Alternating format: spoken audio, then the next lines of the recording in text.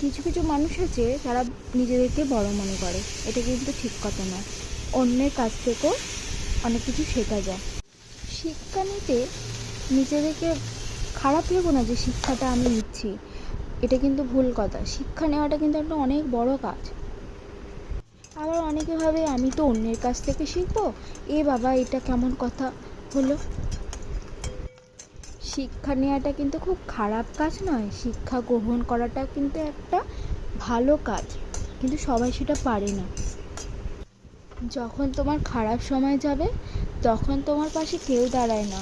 কিন্তু চলো, অনেক তো কথা, অনেক জ্ঞান দিলাম তোমাদেরকে। তোমাদের সাথে একটা কথা শেয়ার করি। আমি এই রেসিপিটা বানাচ্ছি আলু দিয়ে, ডাঁটা দিয়ে আর বড়ি তরকারি।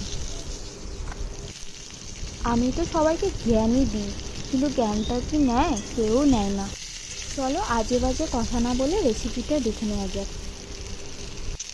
কড়ার মধ্যে একটু পাঁচফোড়ন দিয়ে ডাঁটাগুলো ভালো করে নেড়ে চেড়ে তারপরে আলু আর তোমরা যেরকম সবজি দেবে দিতে পারো পছন্দের মতো। আমি দিয়েছি কুমড়ো আর বেগুন।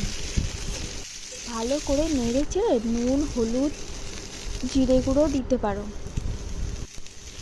তারপরে যে পেস্টটা বানিয়েছিলাম ওই পেস্টটা দিয়ে ভালো করে নেড়ে চেড়ে জল দিয়ে ঢাকা দিয়ে দিতে হবে।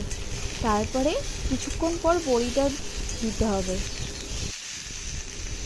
আলু আর কুমড়োটা নেড়ে চেড়ে জল দিয়ে ঢাকা দিয়ে দিতে হবে। সিদ্ধ হতে দিতে হবে 15 থেকে 20 মিনিট। তারপর একটু জলটা মরে গেলে তারপর তোমরা নামিয়ে নিতে পারো। তোমরা যদি ঝোল পছন্দ করো ঝোল রাখতে পারো, আর যারা কষা খেতে ভালোবাসো তারা অবশ্যই কষাই রাখতে পারো। গরম গরম ভাতের সাথে পরিবেশন করবে আর খেয়ে বলবে কেমন হয়েছে তোমরা। যাতে জানিও কিন্তু কমেন্টের মাধ্যমে একটা। সত্যি বলতে আমি সেরকমভাবে রান্না হয়তো পাকাপোক্ত নই, কিন্তু রান্নার ভিডিও করতে খুবই ভালো লাগে, তাই জন্য কিছু কিছু ভিডিও তোমাদের সাথে শেয়ার করি।